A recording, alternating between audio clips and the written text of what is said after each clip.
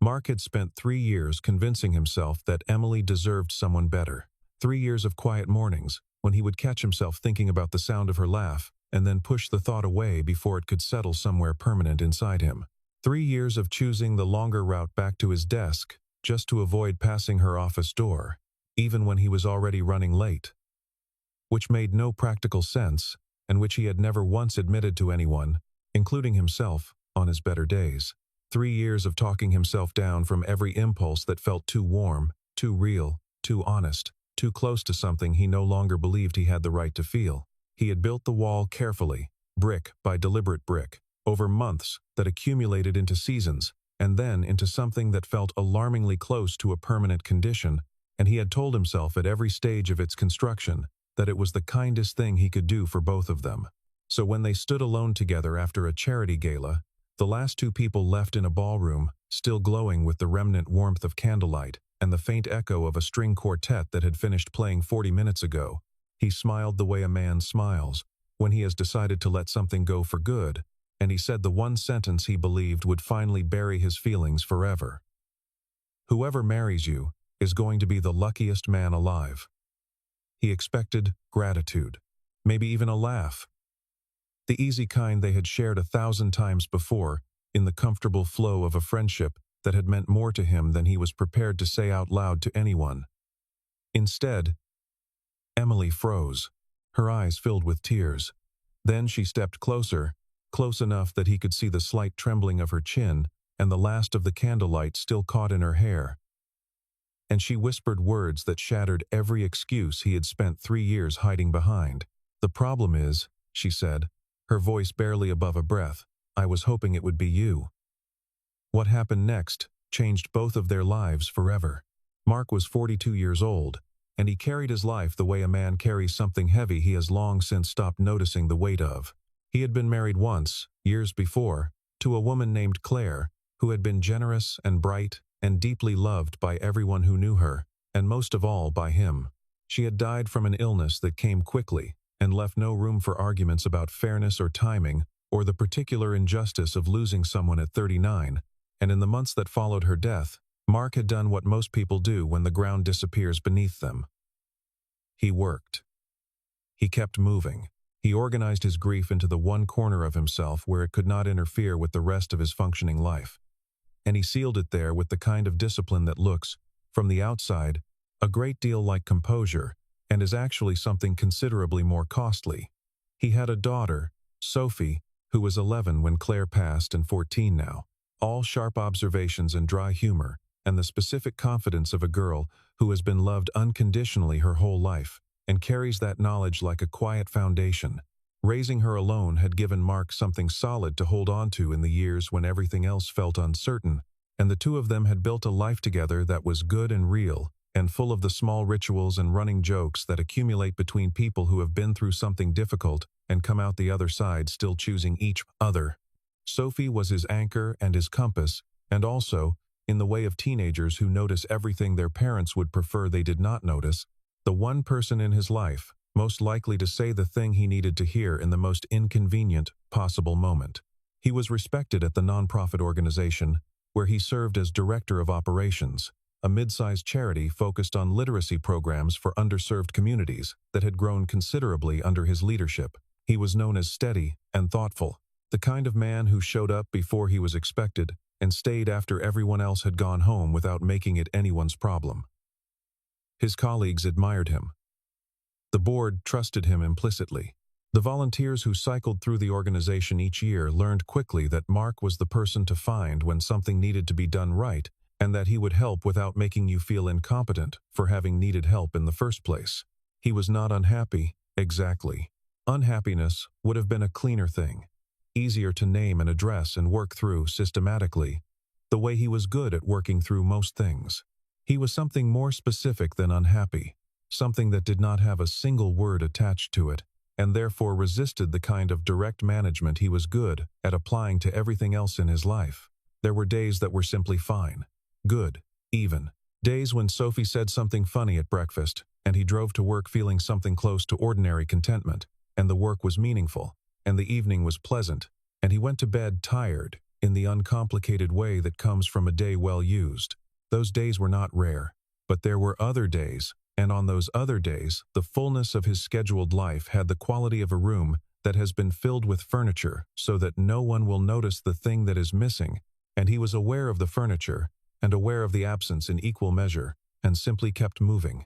He was a man who had quietly decided that a certain chapter of his life was finished, and who had organized the remaining chapters around that assumption with such care and such consistency that he had almost stopped questioning it altogether. His colleague Daniel had pushed back on this more than once, with the comfortable directness of someone who has known you long enough to have run out of patience for your self-deception. Over lunch one afternoon, not long after Mark had deflected yet another well-meaning introduction arranged by a sympathetic board member, Daniel had looked at him across the table and said simply, "You're not a monk, Mark. Claire would think this is ridiculous." Mark had smiled and changed the subject, which was what he always did. The subject changed. The feeling did not. Other people tried over the years. Introductions were made and graciously declined. A volunteer coordinator had mentioned more than once that her friend was clever and kind and would love to meet him. And Mark was always appreciative, always somehow already committed to something else, always available for every version of his life, except the version that might require him to feel something new. He did not think of himself as lonely. Loneliness implied a void, and he had filled his days so completely that there was no obvious space for anything to be missing. But there were moments, late at night when Sophie was asleep and the house was quiet, and he sat by the window with a book he had not turned a page of in 20 minutes, when something in him ached with a specificity that was difficult to explain away. He was not lonely because there was no one around him. He was lonely because he had stopped allowing himself to truly belong to anyone.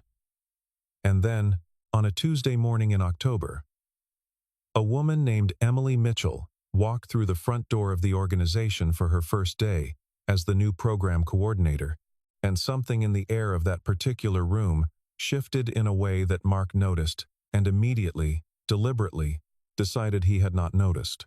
Emily was 38, and she had the kind of warmth that people sometimes mistake for softness until they spend enough time with her to understand that it is actually a form of strength she has chosen carefully rather than fallen into. She was organized the way people are organized, when they have learned from experience that chaos is more expensive than it appears, and she was funny in the dry, understated way that requires the other person to be paying close enough attention to catch it, which meant that the people who found her funny tended to be people she was glad to have found her funny. She had moved to the city 6 months earlier, after ending a relationship that had lasted 4 years, and had, in its final year, stopped resembling anything she recognized as love. His name was James, and he had not been a bad person, only a person whose vision of the future had moved steadily in a direction she was not willing to follow, and the two of them had spent the last 12 months of their time together, having the same conversation in different rooms of their shared apartment, until one quiet Sunday morning Emily had looked at him across the breakfast table and understood, with complete and exhausted clarity, that they were finished. There had been no dramatic scene, no cruelty, just the slow and honest unwinding of two people who had cared about each other and had finally run out of the particular kind of hope that keeps two people choosing to stay.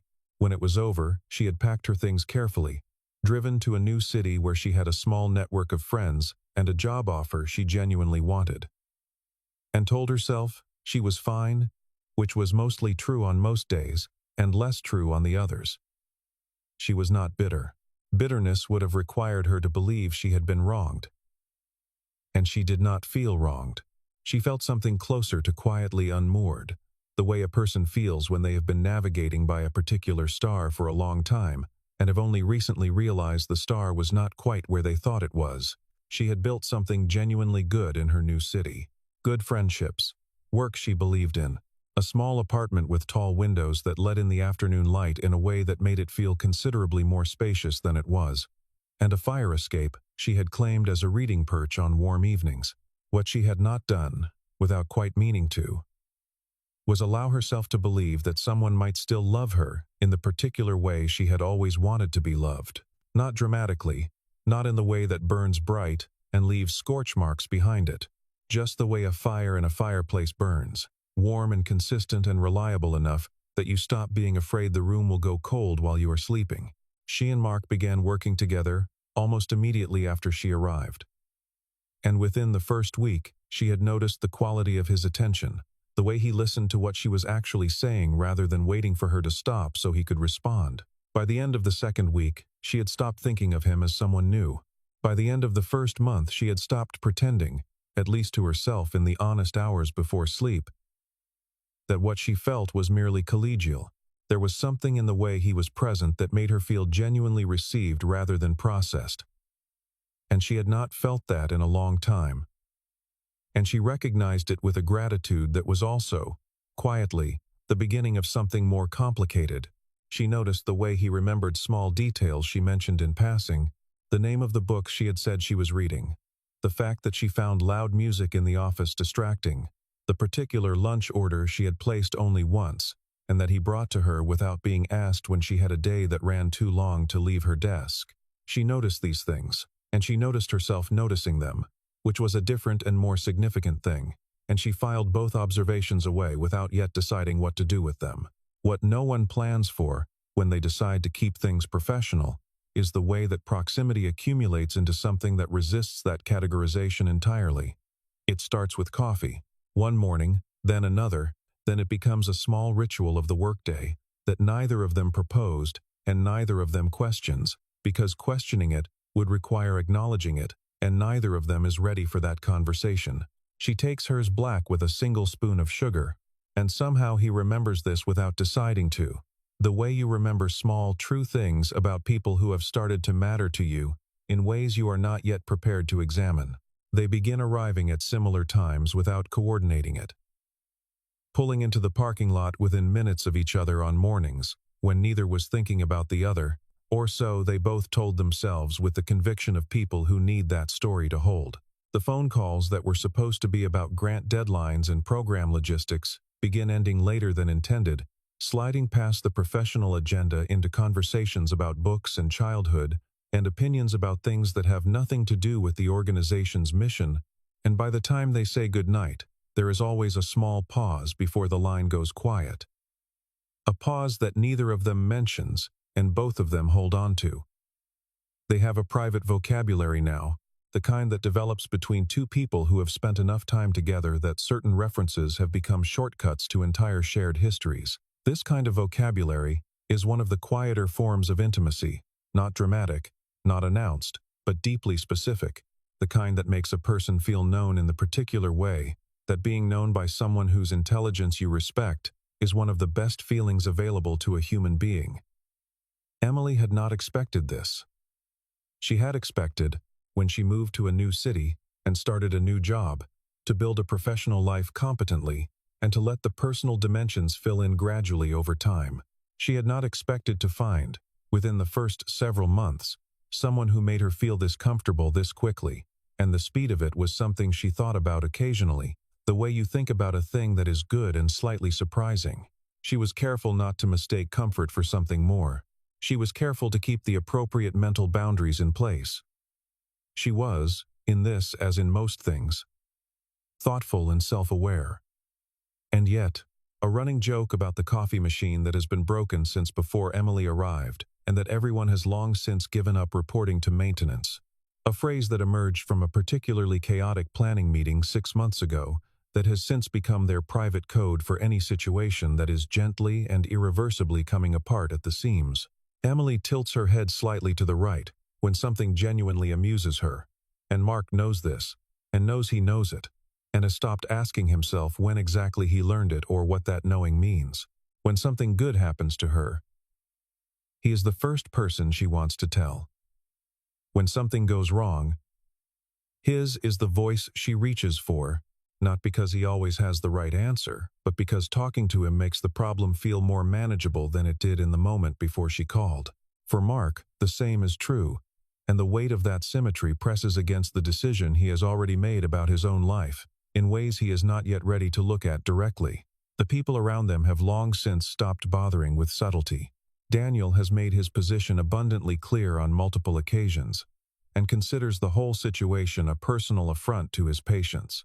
Patricia, the volunteer coordinator who has worked at the organization for 11 years and prides herself on reading the emotional temperature of a room with considerable accuracy, has told 3 different people that it is only a matter of time. Even Sophie, who is 14 and theoretically absorbed in her own social world, had met Emily briefly at an organization fundraiser and said on the quiet drive home, with the casually devastating insight that teenagers deploy without mercy, "She seems really nice, Dad." Mark had said she was a colleague in a tone intended to settle the matter and had instead confirmed everything his daughter suspected. He told himself that Emily saw him only as a friend. He constructed evidence for this interpretation and held it carefully. The situation became considerably more complicated on a Thursday afternoon in March, when Emily mentioned, in the studied casual way that is almost never actually casual, that a man named David Hartley had asked her to dinner. David worked in finance, had been introduced through mutual friends, and was by every available account a reasonable option. Pleasant, looking, professionally established, described by Emily's friends as someone who would be genuinely good for her. Emily had said yes, partly because it had been a long time since anyone had asked, and partly because she was tired of the particular weight of Friday evenings that had no specific destination to arrive at. She said this to Mark while they were working through quarterly reports, her tone light and conversational, her attention apparently on the spreadsheet in front of her, and the pause that followed his response, just a beat too long, just slightly off the rhythm of their usual exchanges, was something she registered with precision and said absolutely nothing about. Mark, for his part, was surprised by the force of what moved through him when she said David's name. It was not abstract discomfort. It was specific and located, and impossible to interpret as anything other than what it plainly was, and he recognized it the way a person recognizes something they have been working very hard not to see clearly for an extended period of time. He was happy for her, he told himself with determination. He wanted good things for her. And David sounded like a good thing, and the fact that this understanding settled in his chest with the particular heaviness of a stone, rather than the lightness of relief, was simply something he would have to manage internally without complaint. He began arriving slightly later than usual. He answered her messages quickly, but without the warmth that had always been the signature of their exchanges, a distinction as immediately obvious to Emily as a change in the color of the sky. She replayed their recent conversations looking for what she had done and could not locate it. And the uncertainty of not knowing sat in her chest in the uncomfortable way of things that have no clear resolution. It was Daniel who finally made Mark say the thing out loud. They were in a bar on a rainy Wednesday evening. The particular kind of evening where the weather and the whiskey and the low lighting conspire to lower a man's defenses below their usual operating level, and when Daniel asked him directly what was going on with him and Emily, Mark said it plainly, without a great deal of preamble. He had feelings for Emily, had had them for longer than he wanted to admit, and was managing them the way he managed everything he did not know what to do with, which was to say, not particularly well. Daniel did not say "I told you so," or at least not immediately. What he said first, after a pause that had the quality of a man choosing his words with the care of someone who has been thinking about this conversation for a while, was the thing Mark had not prepared a response for. "You've already made the decision for her," Daniel said. "You've decided what she deserves and what she's capable of wanting. And you've done it without once asking her. You call it generosity. It isn't." Mark said he was being realistic about what he could offer. He said Emily was 38 and deserved a story that began cleanly. Someone uncomplicated. Someone who had not already used up his great love on someone else and was now operating on whatever remained after that. He said it with the sincerity of a man who has told himself the same story so many times that he has genuinely forgotten he invented it, who has confused the frequency of a belief with its truthfulness, and has stopped being able to tell the difference between what he is afraid of and what is actually true. He talked about his age, which was not old by any reasonable measure, but which felt, in the particular arithmetic of his self-assessment, like a liability. He talked about Sophie, and about the weight of being someone's only parent, and about the fact that Emily was entitled to a relationship that did not come packaged with the pre-existing obligations and particular textures of grief that came with his. He said all of this with the fluency of a man who has prepared and rehearsed these arguments for an audience of one, and Daniel listened to the whole thing with the patient expression of someone who has heard a very long and well-constructed argument and has identified the single thing wrong with it. Daniel looked at him for a long moment, with the flat patience of a man who has spent 15 years watching his closest friend use intelligence in the service of avoidance, and said, "You're not protecting her. You're protecting yourself from the possibility that she might actually want you, and you might have to do something with that." Mark drove home in silence and sat in his driveway for a long time before going inside. 3 days later, at a donor recognition event, he found Emily standing at the far edge of the room away from the music and the conversation, and she was crying in the quiet way a person cries when they are simply too exhausted to maintain the alternative.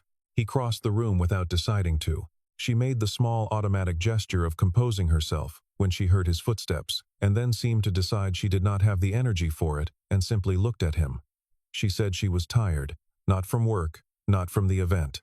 Just tired in the bone-deep way that comes from carrying something for too long without any sign that you will ever be able to put it down.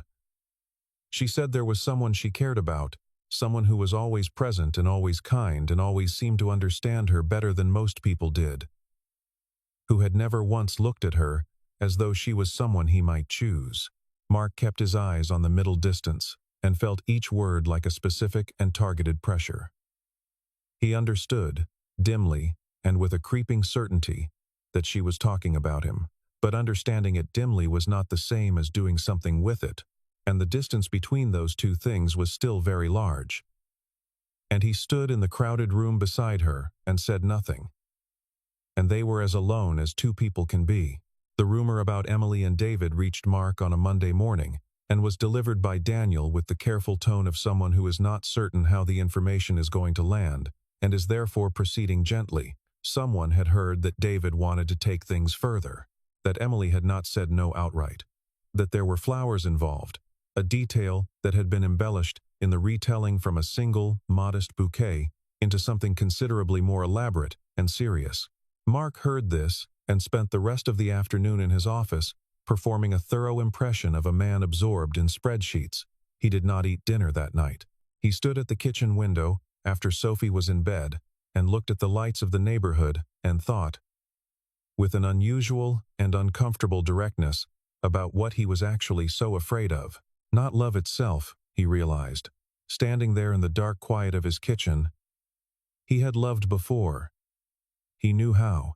What he was afraid of was the specific devastation of loving again and losing again, of opening something back up that had taken so long to close and finding that the cost was the same as it had been before, that the particular kind of loss he had survived once was waiting for him on the other side of the risk.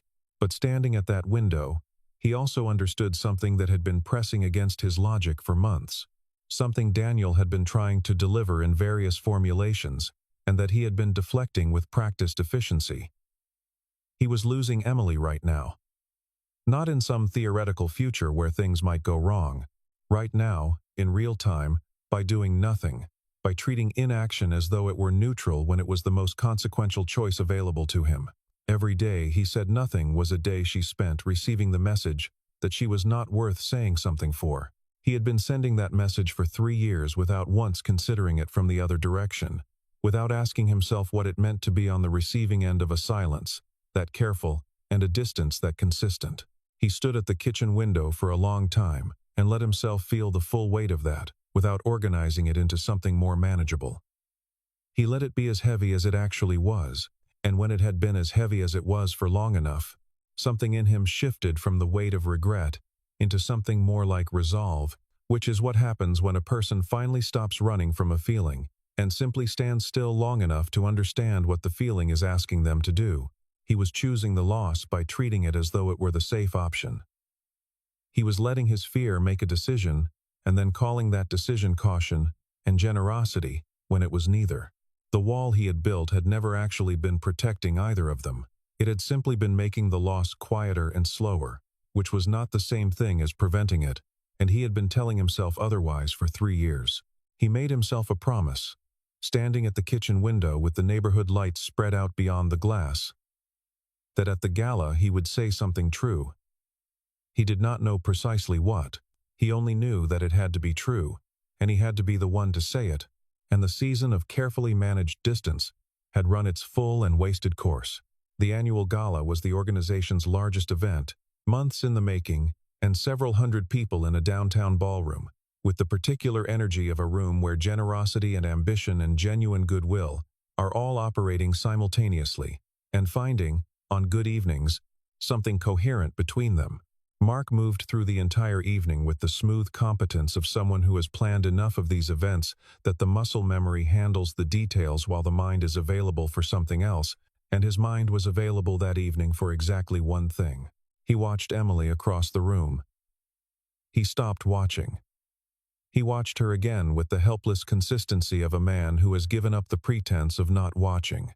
She wore something the deep blue of a winter sky just after dark, a color that seemed to absorb and then return the candlelight in a different form, and she moved through the crowd with the ease of someone who is genuinely comfortable in a room, not performing comfort but actually feeling it, pausing to listen fully to each person who stopped her. She laughed at something a donor said, and the laugh was the real one. The one that reached her eyes and lasted a half-second longer than the performed version, the one that made the corners of her eyes crease slightly, and he knew the difference between those two laughs, and had known it for over a year, and the knowing of it said everything there was to say about the last 3 years and the nature of his so-called composure. The evening wound down the way these evenings always do. The speeches were made. The major donors were thanked. The board chair made a joke that landed moderately well. The music softened, and the waitstaff began the quiet choreography of clearing, and the guests moved toward the exits in clusters. Mark said his goodnights. He helped carry boxes. He returned to the ballroom and found it nearly empty. The lights raised from the warm amber of the event to the ordinary brightness of a space being restored to its neutral state. And Emily was there, perched on the edge of the stage with her shoes off, checking something on her phone, easy and unguarded in the way she only was when the evening's performance requirements were done, and she could simply be herself. She looked up when she heard his footsteps and smiled, and he crossed the room toward her and thought, say something real. They talked about the evening, the speeches, the food, the donor who had cornered the board chair for the better part of an hour about a project unrelated to anything the organization did. It was easy. It was always easy between them. That was the particular grace and cruelty of it simultaneously. He felt the conversation sliding toward its end, saw her glance once toward the exit in the small inventory of a person deciding whether the night is over, and he panicked in the quiet internal way of a man who has run out of prepared remarks and is standing at the edge of the honest thing. He smiled. He looked at her with all the feeling he had spent 3 years containing, and let just enough of it into his voice to make the words sound like a tribute rather than a confession. He said, "Whoever marries you is going to be the luckiest man alive." The room contracted around the silence that followed. The silence lasted long enough to carry its own meaning. Emily's face moved through something that was too complicated to name in a single word, something that began with hearing the words clearly and moved through understanding them, and arrived somewhere that was equal parts exhaustion and grief, and the particular expression of a person who has been patient for a very long time and is standing now at the end of their patience. One tear traced a slow line down her cheek. Then, another. She did not look away from him. "Is that it?" she said. Her voice was controlled in the way voices are controlled when the person using them is spending their last reserves of composure on something they have decided has to be said regardless of the cost. "Is that all you wanted to say to me?" Mark had nothing ready. He had prepared for a graceful ending to the feeling. He had not prepared for this. Emily held his gaze for a long moment, and then she said everything she had been carrying for a year and a half, said it plainly and without performance, the way a person speaks when they have made the decision that honesty is less expensive than its alternative. She said she had waited. She said she had given him more time than she had perhaps been wise to give, had opened doors she was not sure he could see, had talked herself out of saying this exact thing on so many evenings, that she had genuinely lost count of the versions she had rehearsed, and then quietly swallowed back down into the ordinary surface of their friendship. She said that for a long time she had believed that patience was its own kind of signal, that if she simply continued being present and genuine, he would eventually see what was already there. And then she said, in the quiet and direct way that the most important things tend to be said when there is nothing left to lose by saying them, "I was hoping it would be you." The words went into Mark the way light enters a room that has been sealed. He stood in the empty ballroom and felt something that had been rigid in him for 3 years simply release its hold. He thought about Claire, the way he always did when anything pushed him toward the edge of himself.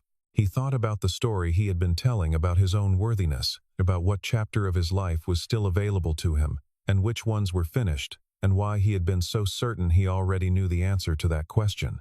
He thought about Daniel saying, "You're not protecting her."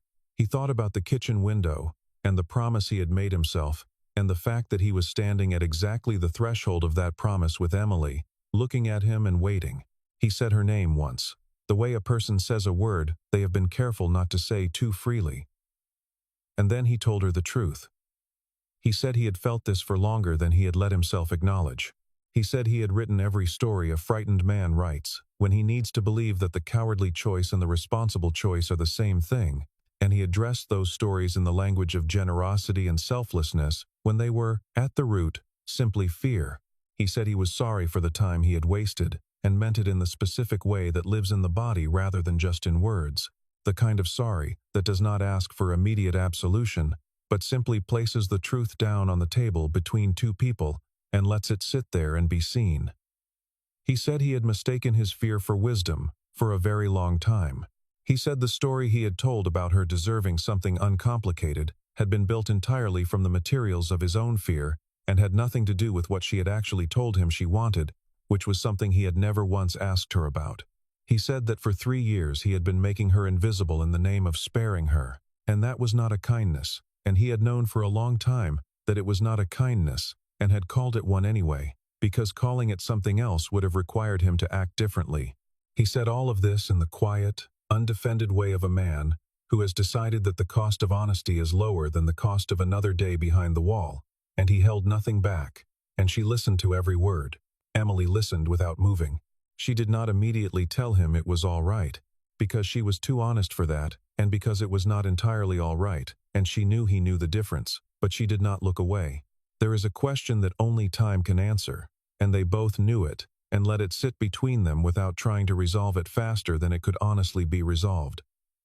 The words had been said, the feeling had been named, but naming something and trusting it are not the same thing, and the distance between them is exactly where previous versions of this story had quietly come apart, and Emily had learned that distance personally. She told him, standing in that cleared and quiet ballroom, with the cleanup crew, moving around the edges of the room, that she was not interested in being the recipient of someone's decision to be brave if the bravery did not hold past the moment that required it, that she had done the version of love where she waited to find out if the other person was going to show up consistently, and she was finished with that version. He said he understood. She said she was not sure yet that he did, that understanding something and meaning it were different things, and the space between them was precisely where good intentions came undone. He said she was right about that. He said the only honest thing he could offer was that every version of the future in which he had let her walk away, and said nothing was a version he could not choose. She was quiet for a long moment. Then something shifted in her expression, not all the way to certainty, but enough to indicate that the door between them was open. "David is just a friend," she said. He was never anything else, and the entire weight of the last 3 months rearranged itself into something considerably more bearable.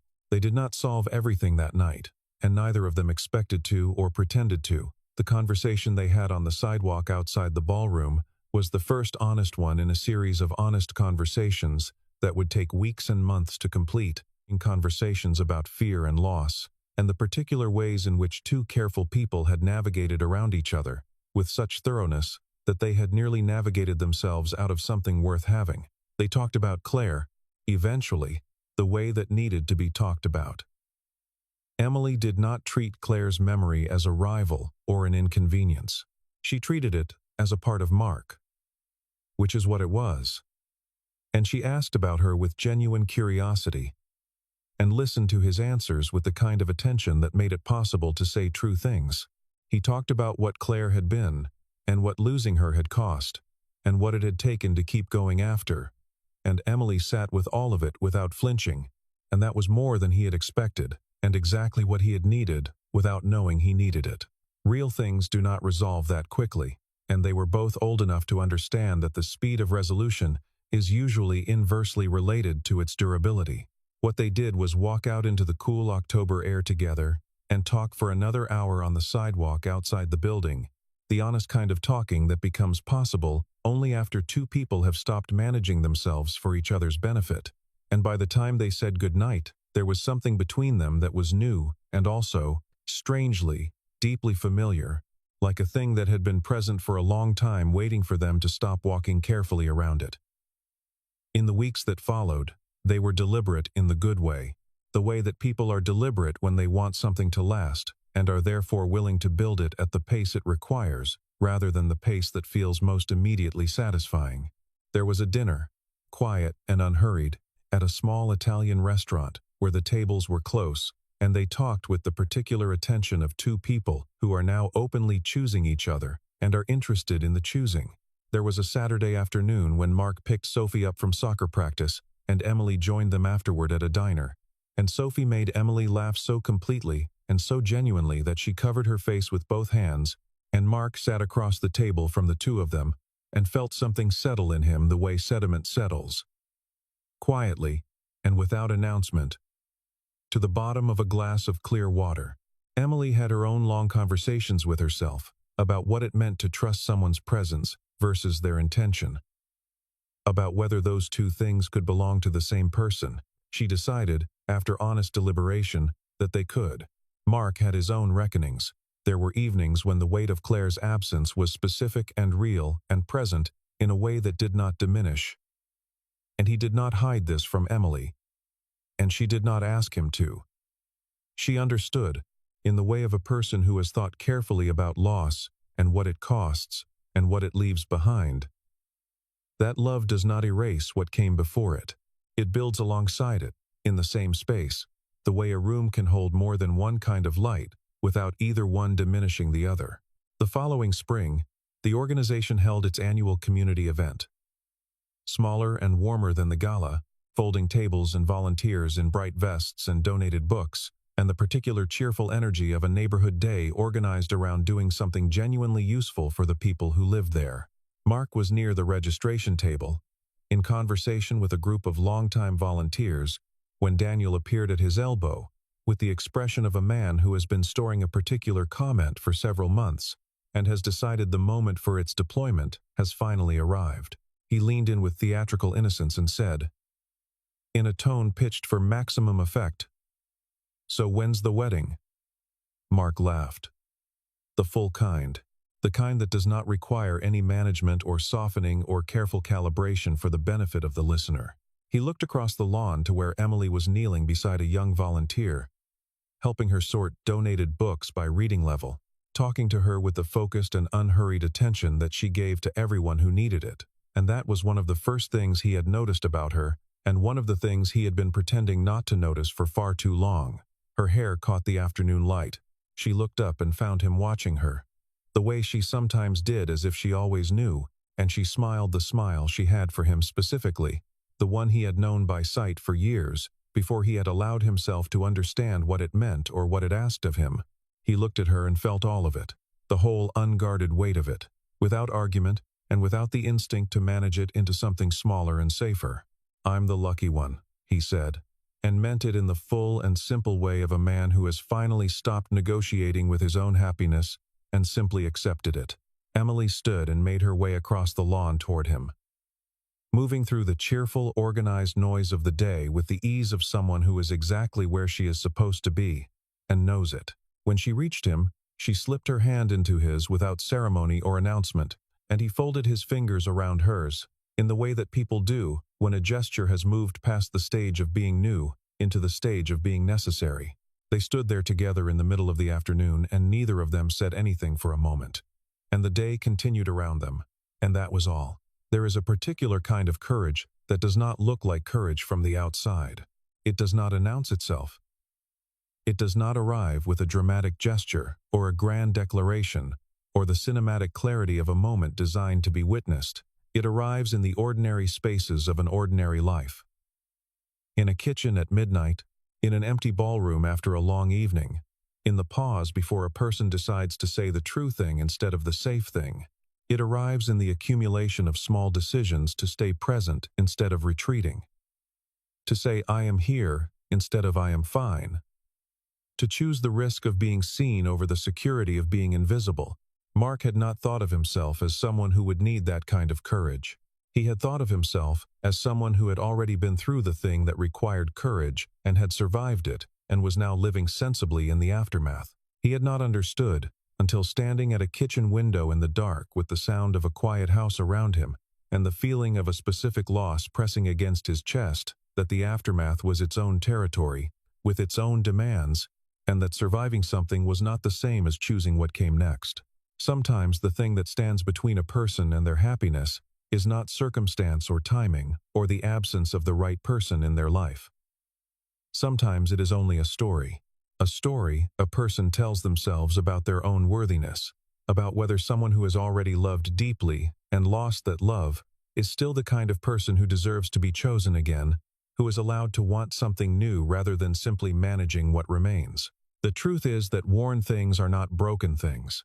The truth is that a person who has already been through something real and hard and has kept going anyway knows exactly what it costs to love someone and chooses it again with completely open eyes, and there is nothing more courageous or more honest than that.